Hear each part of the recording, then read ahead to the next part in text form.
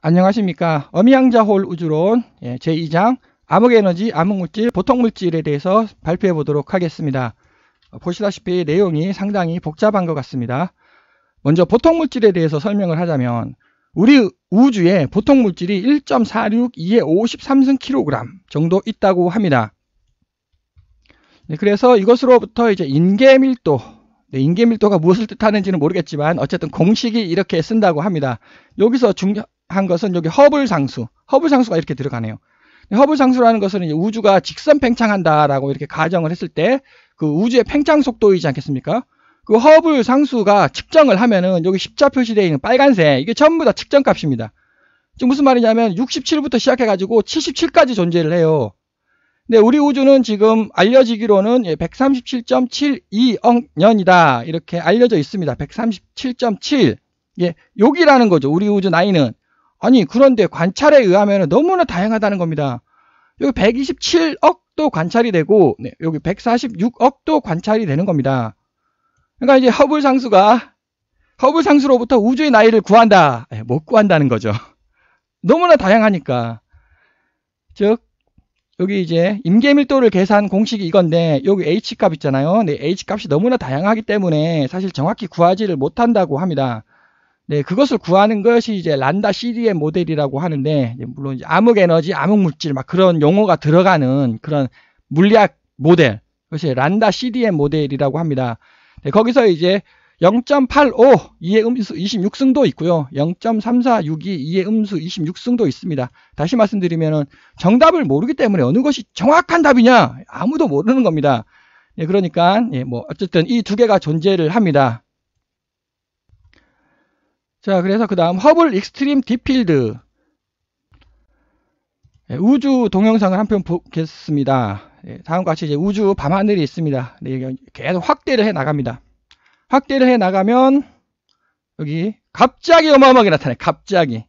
그러다 계속 이제 우주의 깊은 곳을 계속 보면은 갑자기 이렇게 나타나는 겁니다. 이게 도대체 뭡니까? 이거 점 하나하나가 전부 다 은하입니다. 그러니까 과거에는 이게 없다고 생각을 했거든요. 근데 우주 깊숙한 곳을 관찰을 하다 보니까 어마어마한 개수의 은하가 이렇게 나타났다라는 거죠. 이게 도대체 뭐냐 하는 겁니다. 그래서 원래 한 우주의 은하는 2000억 개 정도 있다라고 생각을 했어요. 근데 아니 2조 개에 이른다는 연구 결과가 나왔다. 그게 이제 아까 허블 익스트림 딥필드 우주의 은하 2조 개 있다고. 그럼 다시 2000억 개 있습니까? 2조 개 있습니까? 10배 차이 아닙니까? 지금 무슨 말인가 하면은 지금 현재도 아니죠 사실. 과거에 1.462의 53승kg 보통물질, 즉 은하, 뭐 성간, 가스 등이 있다고 이제 예상을 했는데 10배가 더 많은 거 아닙니까? 10배가 지금. 그러면 53승kg이 있는 겁니까? 54승kg 있는 겁니까? 그래서 우주의 모양, 왜냐면은 이게 10배 차이잖아요. 10배 차이. 그러니까 이것이 우주의 모양에 엄청난 영향을 끼친다는 겁니다. 우주의 모양을 현재 물리학에서는 평평하다라고 이렇게 놓고 있죠. 근데 이것이 한 개 있을 때 평평해요? 근데 이거 10배 있다는 거 아닙니까? 10배 지금. 이렇게. 아니 그러면은 우주의 모양이 완전 이상해지는데? 그죠? 그런데 자 여기 우주의 모양은 구체다. 한 개 있습니다. 이렇게. 물론 한 개가 이제 골고루 있는 거죠. 이렇게. 왜냐면 구체니까 골고루 있습니다. 그래도 구체죠. 10개가 있다. 10배 더 있다. 자, 그래도 여기 골고루 있는 거 아닙니까? 골고루 이렇게.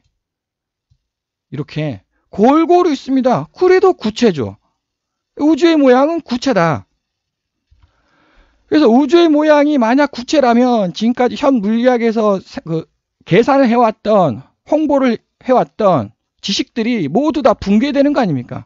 우주는 이렇게 절대적으로 평평하다고 했는데 그 근거 하나를 제가 방금 드렸습니다. 은하가 2000억 개 있습니까? 2조 개 있습니까? 이상하다. 우주의 모양은 평평한 게 아니고 구체라는 것입니다.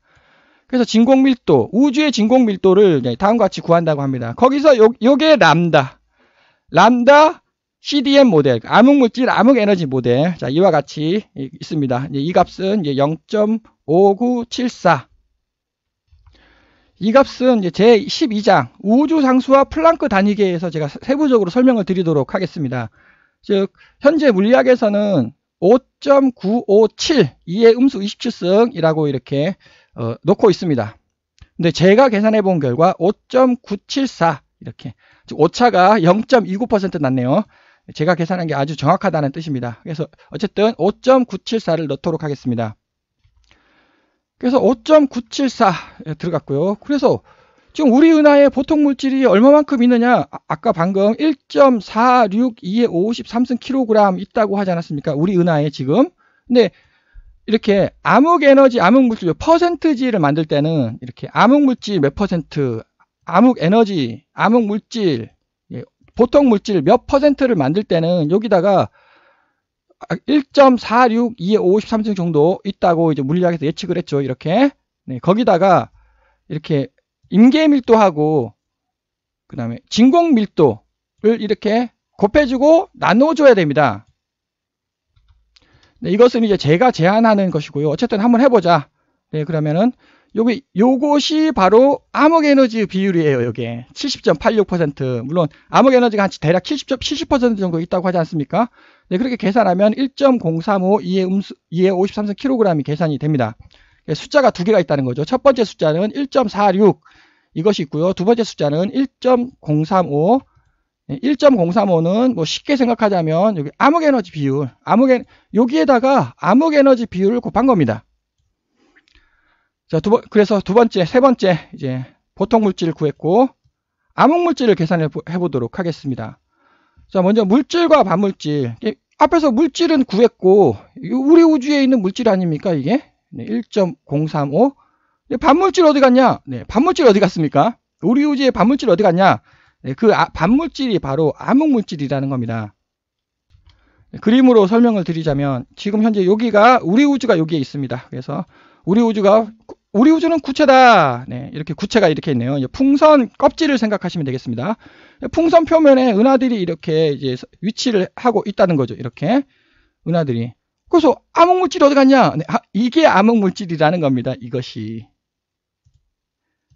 요거 뭔가 있다는 거죠. 그래서 즉 풍선 표면에 우리는 살고 있고 그 풍선 표면의 수직 방향으로 어마어마한 어떤 것이 있습니다. 그러니까 우리는 결코 이해를 할 수가 없는 거죠. 즉 암흑물질은 우리 우주의 빨간색 테두리에 존재하는 것이 아닙니다. 우리 우주를 제 아무리 살펴봐도 암흑물질 못 찾는다. 자, 요거의 질량을 계산해 보도록 하겠습니다. 여기의 질량은 요 테두리, 빨간색 테두리의 질량은 여기 구했죠. 1.46. 근데 암흑 물질과 비교를 하기 위해서는 거기다가 이제 여기 70.86%를 이제 곱해줘야 된다 했고요. 암흑 물질을 계산해 보도록 하겠습니다. 그래서 우주 내부에 4차원 블랙홀. 네, 여기 요것이 이제 암흑 물질이라는 거죠. 이게 반물질입니다. 반물질. 이것이. 자, 암흑물질의 질량을 한번 계산해 보도록 하겠습니다. 공식은 이와 같습니다. 이것이 뭐냐면은 슈바르트 실츠 반지름 구하는 공식입니다. 즉 블랙홀 그 질량과 블랙홀의 반지름의 그 상관관계죠. 블랙홀 그냥 그대로 숫자 넣겠습니다. 물리학을 전공하신 분이라 그러면 이거 너무나 당연한 수식 아닙니까? 그래서 그대로 수식을 넣겠습니다. 여기서 RS가 뭐냐? 지금 현재 우주의 나이가 13.77, 137.7억 년이라고 하지 않습니까? 근데 저의 계산에 의하면 137.3억 년입니다. 예. 그래서 일단 저는 저의 계산이 맞다고 주장을 하니까 137.3을 넣겠습니다. 뭐 오차는 미미하지 않습니까? 어쨌든 이렇게 넣고 이것은 이제 광년이니까 이것은 시간으로 미터로 바꾸겠습니다. 미터로 바꾸면 이와 같이 계산이 됩니다. 이만큼 이제 미터라는 거죠. 그래서 이 미터 계산했죠, 이거. 하고 여기 2를 넣고 G 값은 뭐 6.674 여기 30이네요. G 값 그대로 넣고요. 네. 그다음에 이거 비세속도 C의 제곱 하면 MB가 나올 거 아니까 블랙홀 질량. 그 블랙홀 질량이 8.7452의 52승이에요, 이게 52승. 자 보시죠. 아까 우주의 질량이 얼마라고 했습니까? 53승. 아니 지금 53승이랑 53kg, 블랙홀 질량 52kg. 이거 뭔가 너무나 유사점이 발견되지 않습니까?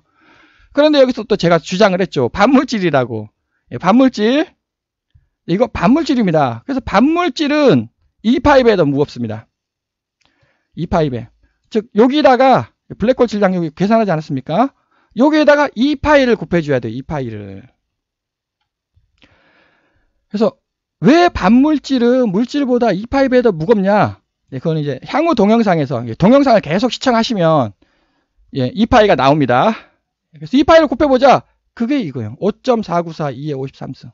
여기다가 E5를 곱해 슈바르트 실제 반지를 슈바르트 실제 블랙홀 질량에다가 E5 곱했습니다. 그래서 앞에서 제가 구했죠. 1.035 2의 53승. 계산하니까 84.15% 대 15.85% 나옵니다. 암흑물질, 보통물질. 자, 84.15%, 15.85%. 이게 뭐냐면은 플랑크 2015년 있지 않습니까? 플랑크 2015년에서 이제 우주를 막 관찰을 했습니다. 2013년 데이터가 있고요. 2015년 데이터가 있습니다.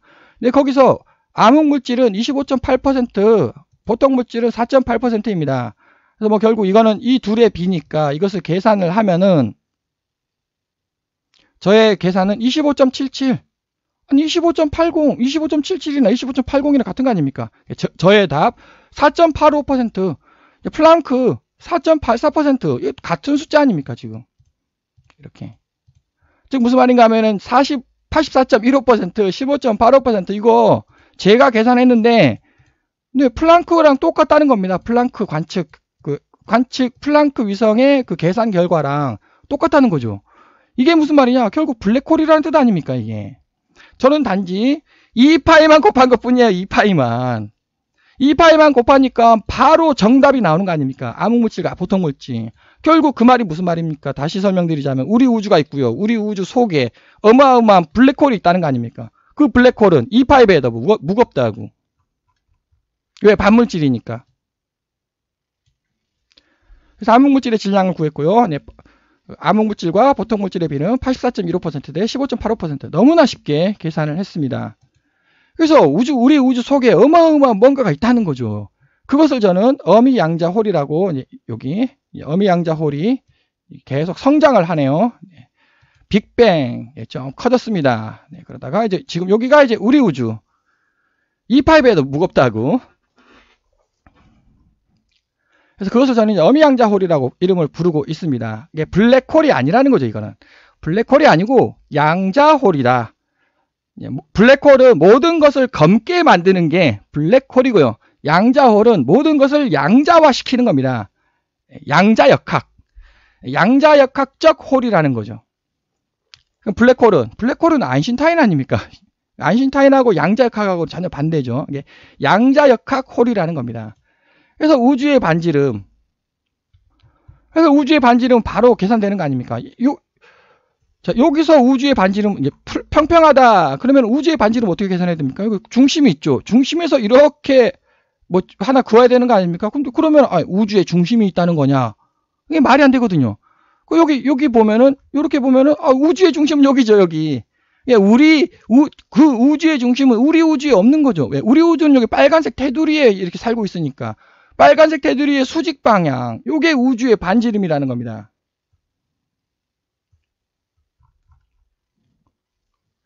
그래서 은하에서의 암흑물질. 근데 이거는 우주 전체적인 암흑물질입니다. 즉 우리 우주가 전체가 있어요. 전 우주가 있고요. 전 우주의 암흑물질이 이거고, 즉 암흑물질은 두 종류가 있다는 겁니다. 우리 우주 전체의 암흑물질과 은하에서의 암흑물질이 또 있는 거죠. 이것은 제13장 3세대 블랙홀과 우주의 탄생에서 13장에서 제가 세부적으로 설명을 드리도록 하겠습니다. 결국 우주 전체를 지배하는 암흑물질을 어미양자홀이라고 부르고요. 은하를 지배를 합니다. 은하 한 개만 지배를 한다는 거죠. 요 속에 초대 질량 블랙홀이 있지 않습니까? 이것이 이제 은하고요. 은하가 나선팔인 이유, 이렇게 이와 같습니다. 손수건이 있고 500원짜리 동전을 돌립니다. 그럼 이게 돌아가면서 이게 공간이 이상해지잖아요. 이게 네, 그것이 이제 이와 같이 표현을 한 겁니다. 꼬불꼬불해지죠, 이렇게. 그 속에 어마어마한 그 초대 질량 블랙홀, 그것을 이제 저는 자식 양자홀이라고 부르고 있습니다. 어미 양자홀은 우주 전체를 지배한다. 네, 자식 양자홀은 은하 한 개를 지배한다. 그것이 이제 은하의 암흑물질이라는 겁니다. 역시 2파에 비해 더 무겁다. 그래서 암흑물질은 두 종류가 있다. 네, 우주 전체를 지배하는 암흑물질과 은하 하나를 지배하는 암흑물질 이렇게 있습니다. 그 다음에 이제 암흑에너지에 대해서 제가 설명을 해보도록 하겠습니다. 이 암흑에너지의 모양을 그려보시오. 아무도 못 그리지 않습니까? 암흑에너지가 어떻게 생겼냐? 암흑에너지에 대해서 그 어떠한 것도 설명이 불가능하죠. 네, 이것은 이제 우주의 구조, 바로 조금 있다가 네, 제가 설명을 하도록 하겠습니다. 이와 같이 이제 어미 양자홀이 있다는 겁니다. 이렇게 어미 양자홀이 있고, 그 어미 양자홀은 우리 우주 전체, 아까 그 풍선 표면, 이것이 풍선 표면입니다. 이 풍선 표면은 속에 어미 양자홀이 있고 우주 전체를 지배를 합니다. 이것은 초전도체랑 아주 유사를 합니다. 초전도체라는 것은 제1종 초전도체가 이렇게 있습니다. 이게 즉 자석의 자기력이 통과를 못해요. 즉 전체 방어막이 있다는 거 아니고 전체적으로 방어를 해요. 이거 마찬가지 어미 양자홀이 자기력을 뿜어내서 여기 전체적인 방어막을 만든다는 겁니다. 전체적인 방어막 이거이지 않습니까? 지금 전체적인 방어막을 만들었어요. 우주적 방어막을. 요 빨간색 동그라미 요게 이거 아닙니까? 지금 이거 전체적인 방어막을 만든 거 아닙니까? 이것이 바로 제1종 초전도체라는 거죠. 두 번째 제2종 초전도체 요거. 여기서 또 제2종 초전도체는 뭔가 이렇게 튀어나와가지고 이걸 뚫어가지고 볼텍스를 빙글빙글 막 돌린다고 합니다. 볼텍스를. 이게 지금 제2종, 여기서 국부 자기장, 이건 전체 자기장을 만들고 국부 자기장을 이렇게 뿜어낸다는 겁니다. 이렇게. 국부 자기장을. 이게 지금 이것이, 그래서 뱅글뱅글 돌린다는 거죠. 여기를 이제 뱅글뱅글 이렇게 돌립니다. 이렇게. 자, 이것이 어떻습니까? 계속 성장을 합니다. 왜 성장을 하냐? 자, 우리 우주가 어디에 있냐면, 여기 있습니다. 여기 테두리에. 여기에 있습니다. 이렇게 조그만하게 있네요. 이 테두리에 우주가 있습니다. 그러니까 벌써 다중우주론이 성립한다는 겁니다. 근데 또 다중우주론도 다중우주론이 아니라 차원 다중우주론이죠. 여기에 있는 것들이 5차원을 잡아먹어요. 이렇게. 5차원 블랙홀을. 우리는 3차원 공간이잖아요. 3차원 공간은 4차원 공간을 잡아먹습니다. 잡아먹으니까 성장을 하는 거죠. 즉 우리 우주의 모양은 이거와 같습니다. 그 위에 우리 3차원 우주죠. 3차원 우주 위에 4차원 우주가 있다는 겁니다.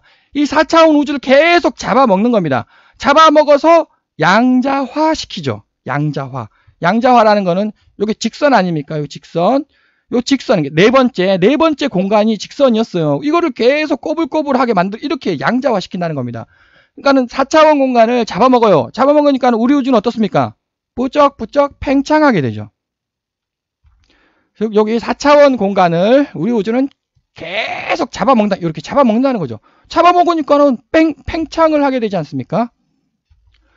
그래서 공간을 계속 잡아먹습니다. 그러니까 요 놈들이 계속 부쩍부쩍 성장을 한다는 겁니다. 얘도 성장을 하고요. 얘도 성장을 하고, 그러니까는 우주는 팽창할 수밖에 없는 겁니다. 그래서 암흑에너지가 뭡니까? 암흑에너지라는 것은 하여튼 우주의 가속팽창이라고 알려져 있는데, 난 저는 가속팽창 틀렸다. 여하간 우주의 팽창을 설명해야 될 거 아닙니까? 이것이 바로 암흑에너지의 모양이라는 겁니다. 결론은 이것이 가속으로 이렇게 쭉쭉 늘어나냐, 아니면 등속으로 쭉쭉 늘어나냐. 여기 어미 양자홀이 성장할 거 아닙니까? 그 어미 양자홀이 가속으로 성장을 하느냐, 아니면 등속으로 성장을 하느냐. 그 문제가 남은 거죠.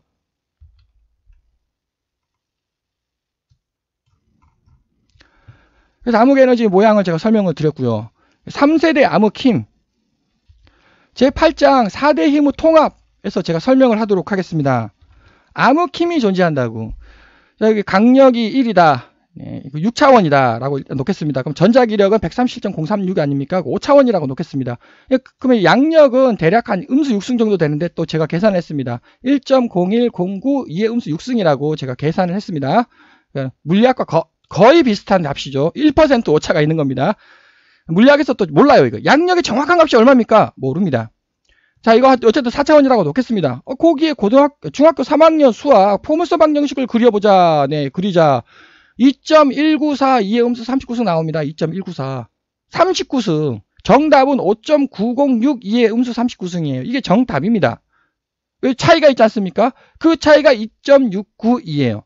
이 2.692가 바로 암흑 에너지 72.92%라는 겁니다. 72.92%. 이게 암흑 에너지, 이게.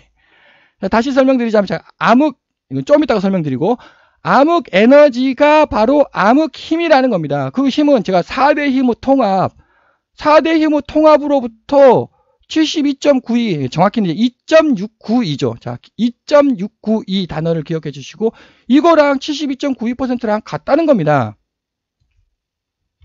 그래서 암흑힘도 3세대가 존재를 합니다. 1세대 암흑힘, 2세대 암흑힘, 3세대 암흑힘. 그 1세대, 2세대, 3세대의 종합 토탈 암흑힘, 종합 암흑힘이 바로 암흑에너지 72.92% 혹은 2.692라는 겁니다.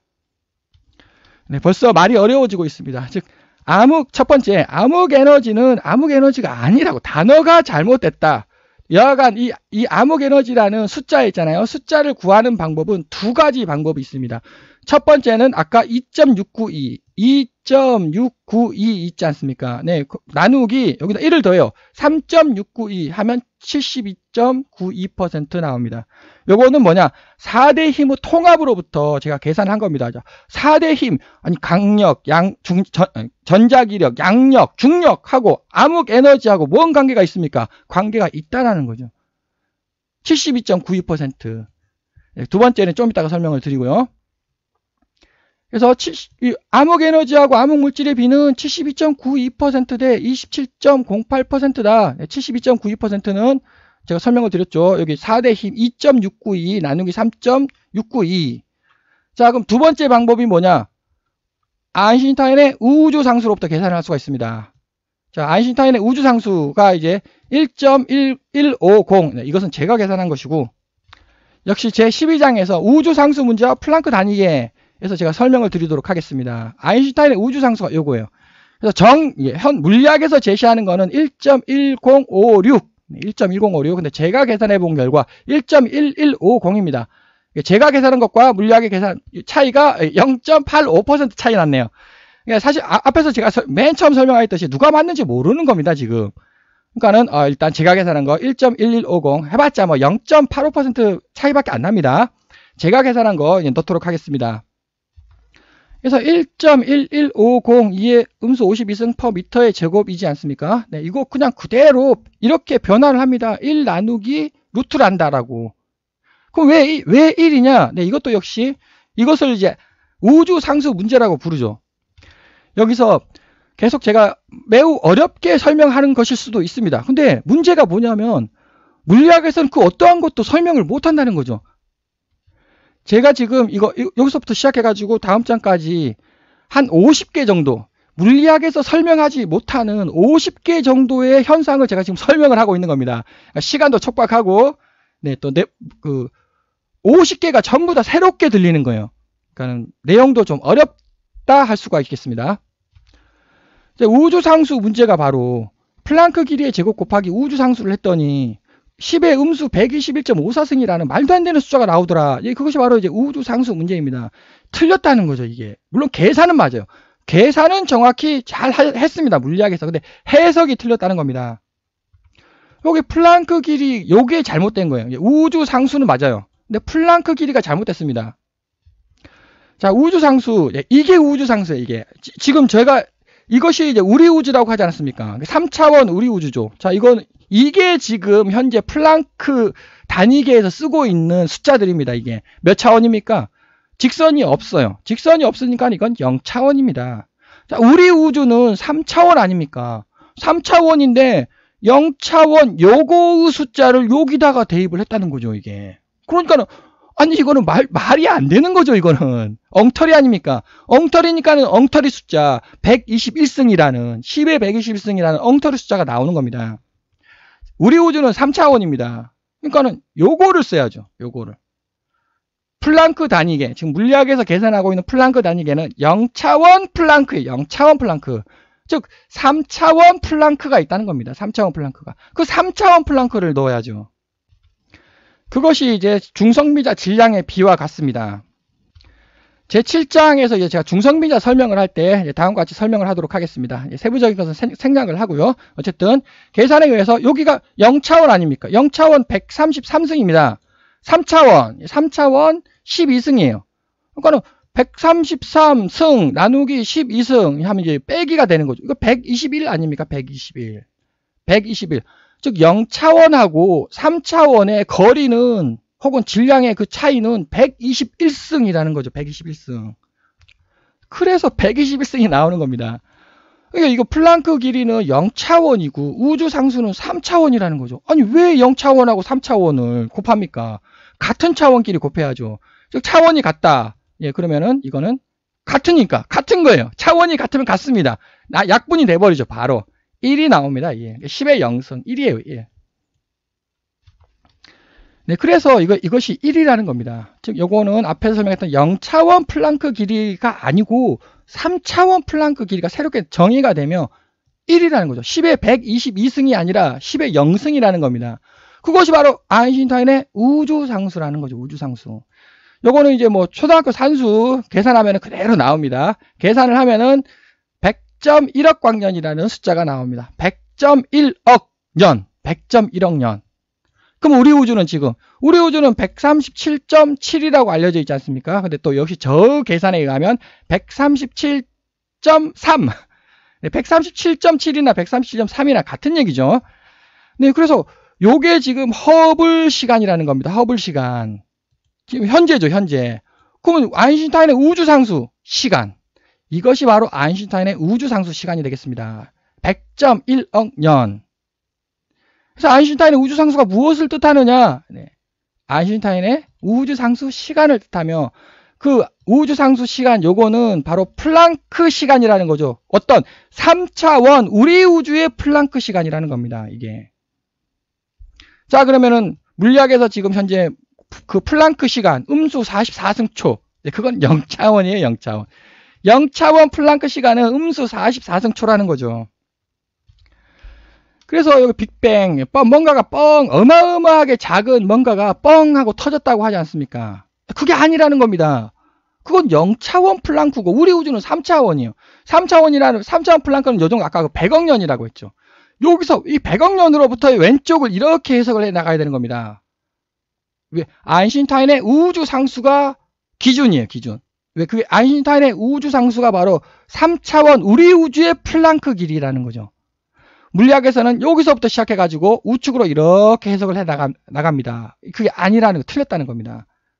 아인슈타인의 우주상수를 기준으로 좌측을 해석을 하고 우측을 해석을 해야 되는 겁니다.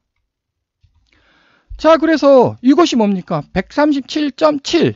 네, 그 허블 시간 100.1. 이것이 아인슈타인의 우주상수 시간. 저는 이제 13.73이라고 계산했습니다. 그 우리 현재 시간을. 여기 나눠보세요. 나눠보면 72.92% 나옵니다. 물론 거시적으로 계산해도 72.9% 나옵니다. 근데 72.9나 9가 맞다면 이게 두 개가 일치를 해야죠. 네, 그래서 네 자리 숫자까지 제가 정확히 맞춘 게 이거예요. 네 자리 숫자까지. 그래서 그 137.3이라는 거죠. 3. 저의 주장은. 이 두 개가 서로 맞아야 하니까. 이거는 어떻게? 힘의 해석. 4대 힘의 해석으로부터 제가 계산을 해낸 숫자고, 요것은 우주상수, 아인슈타인의 우주상수로부터 계산을 해낸 숫자입니다. 72.92%. 자, 그럼 72.92%가 무엇을 뜻하느냐? 다시 제가 이것이 아인슈타인의 우주상수. 해석의 기준은 아인슈타인의 우주상수를 기준으로 해야 한다고 했습니다. 그래서 여기서 그럼 현재 우리 우주 나이가 요거고요. 그래서 이 아인슈타인의 우주상수 여기 있잖아요. 여기를 기준으로 좌측의 시간이 72.92%에 해당하고요. 여기를 아인슈타인의 우주상수를 기준으로 우측 현재 우리까지 시간 그것이 27.08%. 27.08%가 바로 암흑물질의 비라는 겁니다. 즉 암흑에너지, 암흑물질 이거를 완전히 잘못 이해하고 있었다는 거죠. 지금까지. 그 근본적인 이유가 제가 설명드렸죠. 아인슈타인의 우주상수가 도대체 뭐냐고. 아인슈타인의 우주상수가 도대체 뭔지 설명하실 수 있는 분 계십니까? 아무도 설명을 할 수가 없습니다. 설명했죠. 아인슈타인의 우주상수는 우주상수 시간이라고. 그것이 바로 3차원 플랑크 길이. 현 물리학은 0차원 플랑크 길이를 적용하고 있다. 그래서 10의 122승이라는 말도 안 되는 우주상수 문제가 발생을 하는 거라고. 자, 그래서 이제 다크 에너지 72.92%, 다크 매터 27.08%를 제가 계산을 해냈습니다. 자, 근데 제가 아까 그것이 이제 2.692, 84.15%, 15.85% 제가 숫자, 여기 있는 숫자 다 설명을 했습니다. 자, 그래서 이제 B를 한번 계산을 해볼게요. 그러니까 여기서 이제 오더너리 매터를 여기다가 이제 집어 넣어야 될 거 아닙니까? 예, 그래서 뭐 어쨌든 이렇게 계산을 해보면 저의 답은 암흑 에너지 69.38%, 암흑 물질 25.77%, 보통 물질 4.85%라고 계산이 됩니다. 자, 2015년 데이터, 플랑크에서 제시한 데이터 69.36, 아니 같은 숫자잖아요 지금 이거. 25.80 이거 같은 숫자 아닙니까? 4.84, 4.85 이거 같은 숫자 아닙니까 이거? 네. 자, 그런데 이제 플랑크, 비포 플랑크 이전 시대가 있었습니다. 플랑크 위성이 아니고 옛날 얘기죠. 옛날에는 72.8%, 22.7%, 4.5%라고 이렇게 주어졌거든요. 차이가 너무 심한 거 아닙니까? 최신 데이터가 69.36이에요. 그럼 72.8, 요거는 뭐죠? 이거 72.8 이거? 너무 차이가 큰데? 72.8도 맞아야 되거든요. 69.36도 맞아야 됩니다. 그게 뭐냐면은 자, 다크 에너지가 제가 설명드렸죠. 2.692, 이게 4대 힘의 통합으로부터 제가 2.692라는 2.692배예요. 2.692배. 그 이 2.692배가 84.15%의 2.692배입니까? 아니면 요 두 개 더한 거. 이 두 개 더한 거의 2.692배입니까? 하여튼 2.692배예요. 곱하기 2.692 하면 됩니다. 앤서 1이 바로 요거 84.15%의 2.692. 네, 이거네요. 이게 이거고요. 앤서 3. 답 3가 바로 요 두 개 합의 2.692배라는 겁니다. 그러니까 결국 같은 얘기잖아요, 지금. 같은 얘기인데 둘 중에 어느 거냐. 그래서 옛날에 이게 잘못된 거예요, 이게. 저의 계산에 의하면 이 2.692배라는 거는 이거를 이 두 개를 계산하면 이렇게 나오면 72.92% 아니 72.9나 72.8이나 같은 거 아닙니까 지금? 옛날 비포 옛날이라고 해봤지만 10년 전? 근데 10년 전에는 72.8%예요. 아니 72.9% 아닙니까 이거? 22.7 9 22.7% 뭐 같은 숫자 아닙니까 지금 이 두 개가? 즉 이것도 맞고 네, 이것도 맞다는 겁니다. 그런데 보다 정확히는 얘가 맞아요.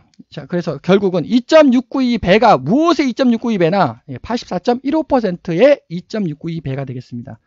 요게 정답이라는 거죠. 요게 플랑크가. 요거는 해석을 잘못했다. 그래서 이번 진공의 에너지 밀도에 대해서 설명을 해보도록 하겠습니다.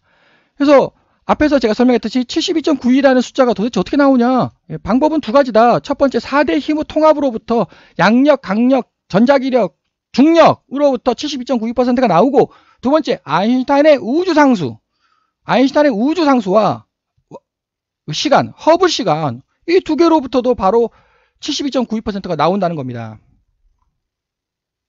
그래서 플랑크 별, 네, 이렇게 플랑크 별이 공식이 이렇게 있는데 자, 그래서 그 고리양자 중력 이론에서 플랑크 별이라는 게 존재할 것이다. 쉽게 설명드리자면 이제 플랑크 단위예요, 이게.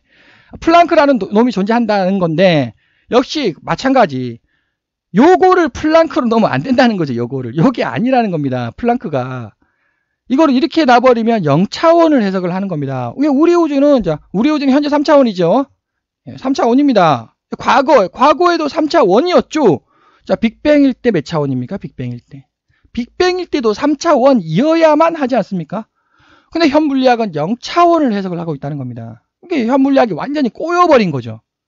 자, 그러면은 플랑크가 뭐냐? 네, 플랑크가 요거예요, 요거. 제 12장에서 제가 세부적으로 설명을 드리도록 하겠습니다. 이게 전부 다 플랑크거든요, 이게. 플랑크? 여기 플랑크? 그러니까 지금 현 물리학은 0차원을 해석을 하고 있다는 겁니다. 음수 44승초 요건 0차원 값이라는 거죠. 이거를 왜 우리 우주에 대입을 합니까?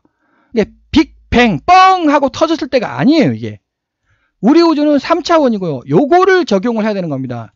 101억 광년, 100.1억 년, 100.1억 년이 바로 플랑크예요. 우리 우주의 플랑크. 그럼 다시 44승초는 0차원 우주의 플랑크죠. 우리 우주는 3차원입니다. 그것이 바로 이 3차원을 대표하는 것이 바로 그것이 아인슈타인의 우주상수라는 거죠. 우주상수 역시 3차원 우주상수가 있고요. 이것이 우리 우주의 우주상수죠. 0차원 우주상수가 있다는 겁니다. 그 0차원 우주상수가 그것이 바로 0차원 우주의 우주상수죠. 우리는 3차원을 써야 되는 겁니다. 즉 여기 플랑크 단위계 있잖아요. 이게 전부 다 플랑크 단위계입니다. 플랑크 질량, 플랑크 온도, 플랑크 전하, 전부 다 우리 우주를 해석을 할 때는 3차원 값을 적용을 해야 되는 겁니다. 이렇게 요게. 그러니까 지금 여기 빨간색 있잖아요. 빨간색이 지금 현 물리학에서 막 해석을 시도를 하고 있는 거예요. 땡 틀린 거죠. 3차원 값을 전부 다 우리 우주에 해석을 해야 되겠습니다. 그래서 플랑크 별이 뭐냐? 플랑크 별이라는 게 빅뱅 할 때 플랑크 별이 아니라고. 요거 아인슈타인의 우주상수가 이제 플랑크 별이 되겠습니다. 100.1억 년. 진공 암흑 물질 밀도. 제가 이제 이와 같이 공식을 이렇게 한번 써봤습니다. 이렇게. 이게 뭐냐면은 결국 구체이지 않습니까? 이렇게 구체.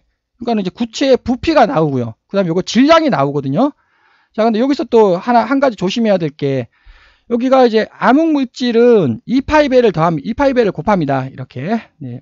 그 슈바르트 실질 반지름 구하는 공식에서 2파이배를 곱해야 돼요. 그런데, 플랑크 별이 아인슈타인의 우주상수라고 했죠. 그 플랑크 별을 구하는 공식에서는 파이를 곱해줍니다. 이것은 이제 물리학에서 그렇다고 합니다. 물리학에서 뭐, 곱하기 2 있잖아요. 곱하기 2. 2를 곱할 거냐, 파이를 곱할 거냐, 2파이를 곱할 거냐. 상당히 좀 복잡합니다. 그것이 뭐 컴퓨턴 파장 이래가지고 뭐 이렇게 구한다고 합니다. 약간 하여튼 좀 복잡하다. 어떤 때는 2파이 곱하고, 어떤 때는 파이 곱하고, 또 어떤 때는 여기 2를 곱하고요. 약간 좀 복잡합니다. 어쨌든 부피가 나오잖아요. 부피분의 질량 하면 됩니다. 부피, 분자분의 분모, 부피분의 질량을 하면 되는데, 여기다가 2파이를 곱해주고요. 여기다가 파이를 곱해줬네요. 어쨌든 이거 계산을 하면은 다음과 같이 72.96% 바로 나옵니다. 결국 이게 뭐냐? 72.96%가 뭐냐? 바로 현재 시간분의 플랑크 별의 시간, 아인슈타인 우주상수 시간. 그게 바로 암흑에너지의 비라는 겁니다. 72.96%. 암흑에너지. 그러니까 암흑에너지는 암흑에너지가 아니라는 거죠. 이게 암흑시간이 되겠습니다. 암흑시간. 그래서 우주에서의 보통물질. 그래서 아까 앞에서도 제가 설명을 드렸듯이 여기 계산을 하는데 보통물질 안 들어가 있습니다. 여기 보통물질 없습니다. 보통물질은 우주가 지금 팽창하잖아요. 이렇게. 이걸로 설명을 드리겠습니다. 자, 빅뱅을 했습니다. 빅뱅이 뻥 하고 터졌습니다. 그러니까 이건 0이죠. 0일 때 당연히 질량이 0이다. 물론 여기서도 우리 우주 현 물리학과 전혀 반대되는 시각인데, 어쨌든 지금 이것이 암흑 플랑크 스타라는 거죠. 아인슈타인의 우주상수. 여기다가 이제 파이를 곱하겠습니다. 어쨌든 여기 좌표가 찍히고요. 여기가 지금 현재 우리 우주 다크 매터 5.494. 여기 5.494. 이게 5.494 좌표가 찍히고요. 그 다음 요것이 4.006. 요거는 또 똑같습니다. 공식 구하는 거에 똑같은데 이제 파이를 여기다 곱해준다는 거죠. 여기다가 파이를 곱해주면 됩니다. 그러면 이 좌표가 두 개가 찍히잖아요. 요것이 요것이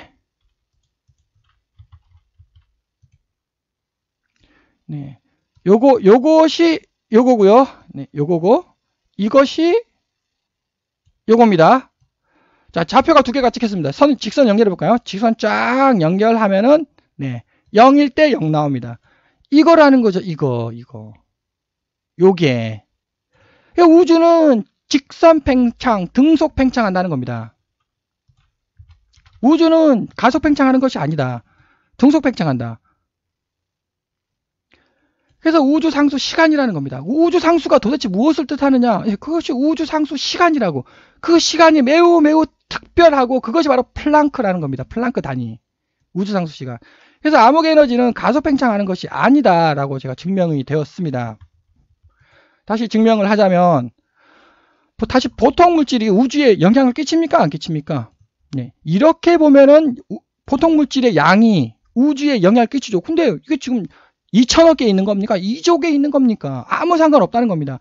왜? 우리 우주는 절대적으로 구체니까. 즉 보통 물질 15.85% 여기 4.85% 있잖아요. 이거 들어가면 안 된다는 거죠. 이게 우주를 계산하는데 보통 물질은 전혀 필요가 없다는 겁니다. 보통 물질은 우주 팽창에 전혀 영향을 끼치지 못한다. 그래서 빅뱅이 있고 플랑크 별이 있다는 거죠. 앞에서 말했듯이 요거를 플랑크를 적용하고 있는 거예요. 이게 틀렸다는 거죠. 이게 빅뱅은 플랑크가 아닙니다. 아인슈타인의 우주상수. 요것이 전부 다 차원 플랑크가 되겠습니다. 플랑크는 요거를 해석을 하고 있다는 거죠. 물리학에서 잘못 이해하고 있다는 겁니다. 플랑크가 이게 아니에요. 이게 빅뱅이 아닙니다. 우주상수가 플랑크입니다. 그래서 다시 여기 가속 팽창을 좀 더 설명드리자면 우리 우주는 가속 팽창이 아니라 등속 팽창한다고 제가 설명을 드렸습니다. 네, 그래서 이게 플랑크별 해석이 전반적으로 틀린 거죠. 빅뱅 우주론이. 자, 빅뱅은 맞습니다. 근데 빅뱅 이론이 틀렸다는 거죠. 자, 또 가속 팽창이 아니라는 증거. 자, 여기 보시면 이렇게 지금 제가 이게 직선이에요. 이게 직선 팽창이라고 이렇게 표현을 한 겁니다. 근데 직선 팽창이 아니라고 하지 않습니까? 가속 팽창이라고 하지 않습니까? 여하간 우리 우주의 나이는 그것이 이제 란다 CDM 모델에서 그렇게 주장을 하는 거예요. 근데 란다 CDM 모델은 우리 우주의 나이는 137.772억 년이라고 이렇게 주장을 합니다. 근데 그것을 직선으로 계산을 해볼게요. 직선 팽창으로 계산을 하면 허블 상수는 71이 나와야만 합니다. 71 이렇게.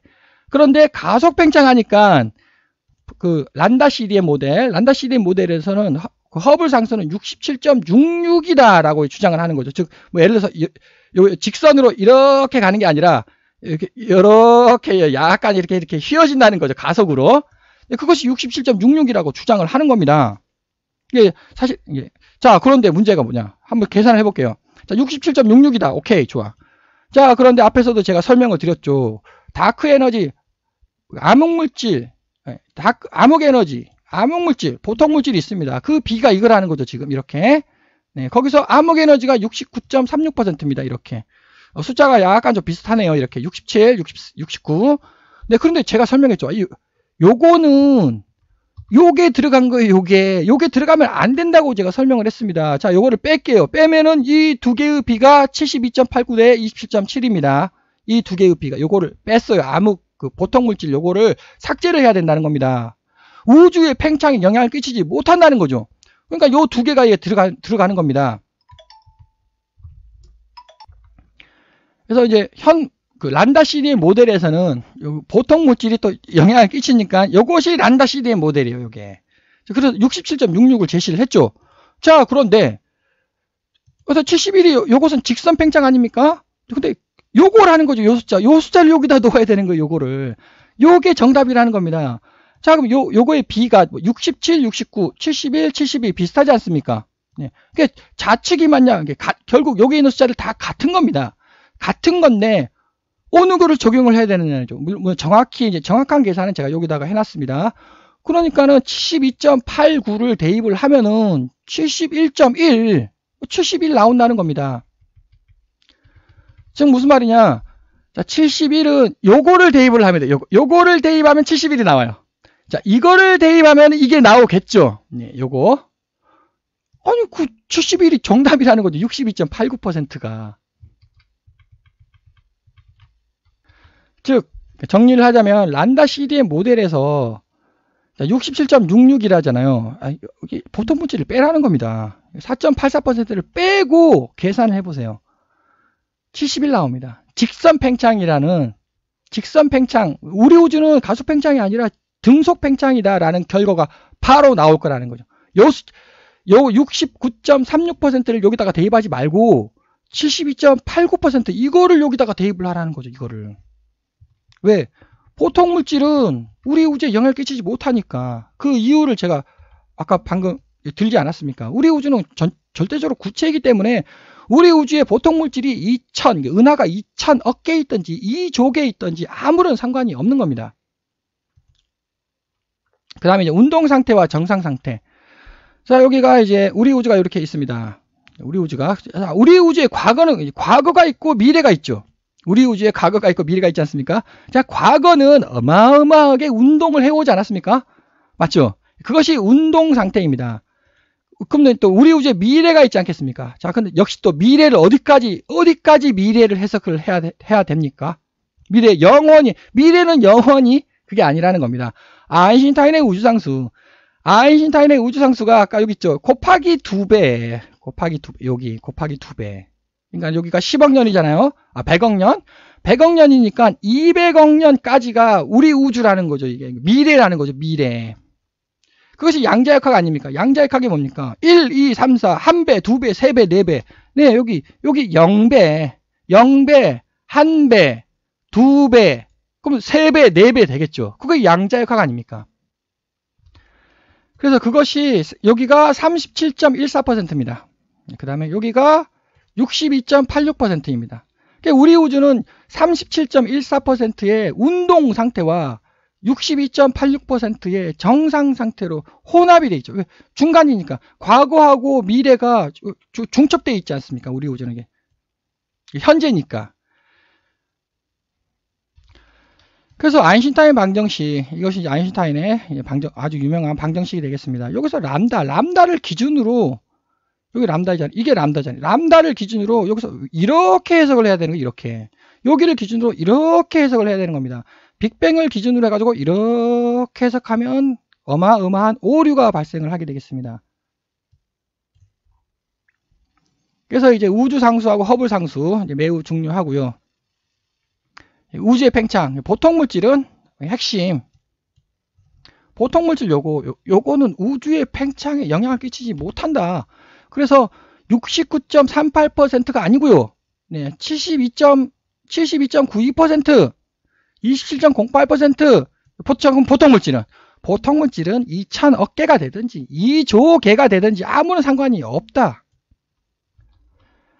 그래서 이와 같은 그림, 오메가 값에 따라 가지고 뭐 이렇게 구체다, 등속 팽창이다, 뭐 플랫이다, 이와 같은 그 우주의 모양이 어떻게 되느냐, 이것은 이제 개념이 잘못됐다라는 거죠. 우주는 절대적으로 구체, 과거도 구체였고 현재도 구체고 미래도 구체가 되겠습니다. 이거 잘못됐다, 개념이. 이번에는 우주의 구조에 대해서 설명을 해보도록 하겠습니다. 벤 앨런대. 지구가 있습니다. 지구에서 자기장을 이렇게 뿜어낸다고 하지 않습니까? 이 자기장, 이것 때문에 지구가 아름다운 거죠. 이것을 이제 벤 앨런대라고 부릅니다. 이 자기장, 요 영역이 도대체 무엇을 뜻하느냐? 네, 이 벤 앨런대, 이게 없으면 지구는 막 융단 폭격을 맞아가지고 생명체가 존재를 할 수가 없는 거죠. 즉 무슨 말이냐? 자, 지구가 있습니다. 어미양자울이 있다는 거죠. 우주적으로. 자, 똑같죠? 이게 뭡니까? 이게 공간의 방어막 아닙니까? 이게 우리 공간의 방어막이라는 겁니다. 이 벤 앨런대가 있기 때문에 지구는 아름답다. 마찬가지 동일한 논리로 이게 이와 같이 우주적 방어막이 있기 때문에 빨간색 우주는 아름다울 수밖에 없는 겁니다. 미세 조정 문제랑 연결되어 있다는 거죠. 우연히 확률적으로 우주가 아름다운 게 아니고 절대적으로 아름다울 수밖에 없는 거죠. 초전도체 현상에 대해서는 제가 간략하게 아까 제1종 초전도체가 전체 방어막이고 제2종 초전도체가 여기 이렇게 볼텍스, 이것이 이제 우주를 팽창을 시킨다는 겁니다. 자기 쌍극 전기 홀극, 이 문제도 이제 빅뱅 우주론에서도 매우 아주 심각한 문제이지 않습니까? 자석이 있습니다. 이 자석은 쌍극이에요, 쌍극. 네, 자석은 쌍극이죠. 근데 이거를 이 자기력을 툭 끊어가지고 이렇게 입자로 만든다는 겁니다. 입자로. 이렇게. 입자로. 그래서 이것이 자기 쌍극이고 이것을 우리는 전기 홀극이라고 부른다. 결국 같은 거라는 거죠. 다시 이 그림으로 설명하자면 이것이 지금 우리 우주라고 설명을 했습니다. 오른쪽 여기는 아직 쌍극이라는 겁니다. 그래서 우리는 이거 쌍극이라는 건 n과 s가 동시에 있다는 거죠. 이렇게 빨간색과 파란색이 동시에 있는 겁니다. 이것을 우리는 자기력이라고 부르는 겁니다. 이쪽 세상을. 그러면 좌측은 뭡니까? 좌측은 홀극이 됐다는 거죠. 이와 같이 홀극이 됐습니다. 입자로 바뀌었다는 거죠. 자, 그럼 이거 선이잖아요. 어떻게 선이 툭 끊어져 가지고 어떻게 입자가 되느냐? 네, 동영상 한 편을 보겠습니다. 이 초전도체의 이 자기선들은 이건 TED 그래가지고 이제 아주 유명한 과학자들이 초청돼서 그 강연을 하는 것입니다. TED 양자역학. 초전도체를 관통하는 자기선, 선이에요, 선. 자기선들은 입자처럼 움직인다는 것이 밝혀졌습니다. 입자. 자, 여기 동그라미 있잖아요. 뭔가 굴러가지 않습니까? 이렇게. 이게 선입니까? 입자입니까? 이것들은 자기선입니다. 입자들이 아닙니다. 근데 입자 아닙니까? 분명 우리 눈에 입자로 보이잖아요. 입자가 아니랍니다. 선이랍니다. 하지만 입자처럼 행동하죠. 그런데 초전도체는 약합니다. 그래서 얘를 툭 끊어요. 일단 얘를 툭 끊으면 요렇게만 변환되는, 요렇게. 네, 이렇게. 쌍극이에요. 초전도체에서 아까 봤던 동영상의 그 알갱이는 쌍극입니다. 근데 양자홀 아닙니까? 모든 것을 양자화 시키는 놈입니다. 요 놈을 이렇게 N극과 S극으로 찢는다는 겁니다. 분리를 시킨다는 거죠. 그것이 바로 전기홀극이 되겠습니다. 그래서 이제 자기 쌍극은 우리 세상에 이거고요. 결국 입자가 되더라도 쌍극 입자가 됩니다. 자기 쌍극 입자. 초전도체 현상에서. 근데 이제 4차원, 5차원, 6차원의 양자 역학, 양자 공간의 세계에서는 계속 홀극으로 이렇게 입자가 탄생하게 되겠습니다. 그것이 이제 자기 쌍극, 전기 홀극, 빅뱅 이론에서 아주 중요한 문제점이죠. 쌍생성, 쌍소멸 마찬가지. 결국은 생성, 소멸이 아니고요. 원래 막에서 막이 툭 끊어진 겁니다. 툭 끊어져 가지고 이렇게 나타난다는 거죠. 이게 생성이 아니라 분리라고 표현을 해야 되는 거죠. 없던 게 갑자기 나타나는 게 아닙니다.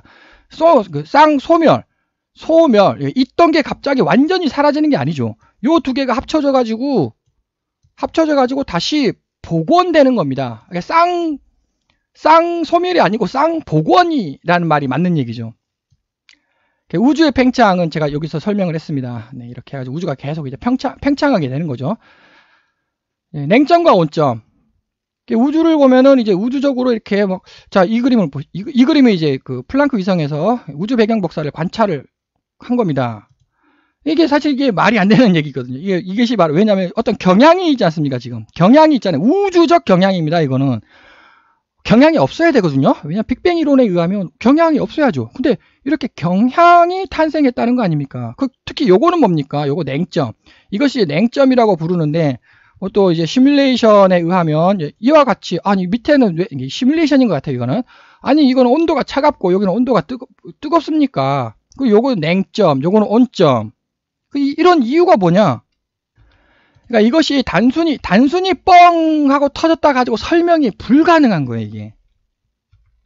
자, 어미양자홀이 블랙홀, 어마어마하게 센 블랙홀입니다. 당연히 여기 Z가 있어야 될 거 아닙니까? 북Z가 있고 남Z가 있고 여기에 그 은하들이 위치할 수 있겠습니까?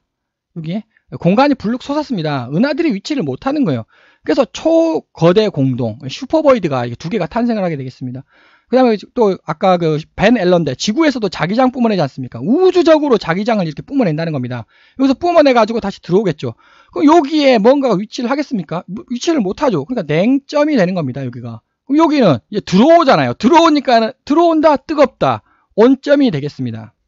이게 냉점과 온점. 이것이 이렇게 공간이 이제 우리 공간이 어떻게 탄생했냐? 단순히 뻥 해가지고 탄생한 게 아니라는 겁니다. 이렇게 휘말렸어요, 공간이. 1000에서 500원짜리 동전 돌리면 이게 휘말리지 않습니까? 이와 같이 휘말려가지고 우리 공간이 탄생을 한 겁니다. 자, 이 모양, 이거 휘말린 거 아닙니까? 뭔가가? 예, 휘말렸잖아요. 단순히 뻥 해가지고 탄생한 게 아니지 않습니까? 휘말린 겁니다. 자, 그래, 그 다음, 예, 원형 초거대 공동, 예, 초거대 공동, 슈퍼보이드 제가 설명을 했죠. 예, 북제트하고 남제트하고, 예, 그 블랙홀의 제트 현상 때문에 그런다고 어마어마한 공동이 탄생을 하는 겁니다. 그 다음 육각형 공동, 이게 또 뭐냐면은, 이와 같이, 여기에, 이게 다 은하들입니다. 자, 은하들인데 여기 가운데 뻥 하고 뚫린 건 뭡니까, 이거? 이것을 이제 그냥 공동이라고, 보이드라고 부릅니다. 요 속에 은하들이 거의 위치를 못하고 왜 테두리에만 은하들이 이렇게 위치를 했냐는 거죠, 이게. 네. 그 딱 그림은 이미 제가 설명을 했죠. 여기 보시면, 아니, 여기서 밀어 제끼거든요, 이렇게 화살표 방향으로. 은하가 여기에 위치할 수 있겠습니까? 공간이 위로 솟았는데, 당연히 이렇게 밀리는 거예요. 떨어지는 거 아니겠습니까? 이쪽으로 떨어지니까는 당연히 여기만 위치하게 되는 겁니다. 여기만. 그럼 다시 여기는 뭡니까? 그러면 여기는 보이드가 되는 거죠. 이것도 크기가 얼마쯤이겠습니까? 1억에서 2억 광령 정도 되지 않겠습니까? 네, 그리고 또 모양도 육각형 모양이 되겠죠. 네, 이것이 정확히 그 모양을 나타내고 있다는 겁니다. 네, 이것을 이제 위에서 바라보면 이제 이와 같은 모양이지 않겠습니까? 은하가 여기에 위치를 못한다는 겁니다. 여기가 왜 요 불룩 솟았거든요, 우리 공간이. 이것이 이렇게 굴러서 떨어져가지고 여기에 테두리에 위치를 하게 된다는 거죠. 그것을 이제 은하의 그 공동이라고 하고, 이제 은하 필라멘트 구조라는 것은 또 같은 얘기죠. 은하들이 왜 이렇게 거대한 띠를 이루고 있냐고. 네, 그것은 여기서도 슈퍼보이드 이종 초전도체에서도 이거 돌리고 있지 않습니까? 뱅뱅뱅뱅. 이게 돌린다는 거예요, 이게 뱅뱅뱅뱅 이렇게 돌아간다는 겁니다. 그러면은 여기 보시면 이제 같은 방향으로 도는 게 있고 서로 다른 방향으로 도는 게 있지 않습니까? 그래가지고 이것 때문에 은하들이 밀린다는 거죠. 은하들이 이렇게 이동을 하게 된다는 겁니다. 이동을 이렇게. 물론 중력 때문에도 그렇지만 지금 본래적으로 이동을 하게 돼요. 이렇게 뱅뱅뱅뱅 도니까 밑에 얘가. 그래서 우연히 같은 방향으로 겹치면 어마어마한 띠가 형성이 되게 되겠습니다. 뭐 예를 들어서 이렇게 진한데 있잖아요. 진한데 이렇게 진한데 이렇게 거기서는 이제 같은 방향으로 은하들이 계속 몰리고 있다는 거죠. 그래서 또 은하들이 멈춰 있는 데가 있어요. 은하들이 속도가 멈춰 있는데 거기는 당연히 이제 여기 방향이 서로 달라가지고 서로 겹쳐가지고 정체하는 구간이 또 생겨나게 됩니다. 그리고 이거 가지고 다 이제 설명이 가능하다는 거죠. 은하의 속도도 제가 설명을 했고요. 왜 은하의 속도는 두 가지가 있다고. 서로 잡아당겨서 중력 때문에 있고요. 또 세 번째도 있네요. 공간의 팽창 때문에도 있고, 마지막으로 가장 중요한 요것도 좀 돌리고 있다고. 이종 초전도체를 여기를 생각을 하시면 아주 간단하게 설명이 됩니다. 초은하단. 그래서 초은하단이 이제 형성이 되는 것이고요. 거대 장벽.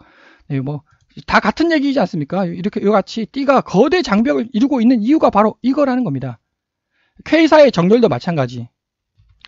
K사가 왜 이렇게 있잖아요. 정렬돼 있잖아요. 정렬. 아니 왜 그 불빛이 빛의 방출이 왜 이렇게 유사합니까?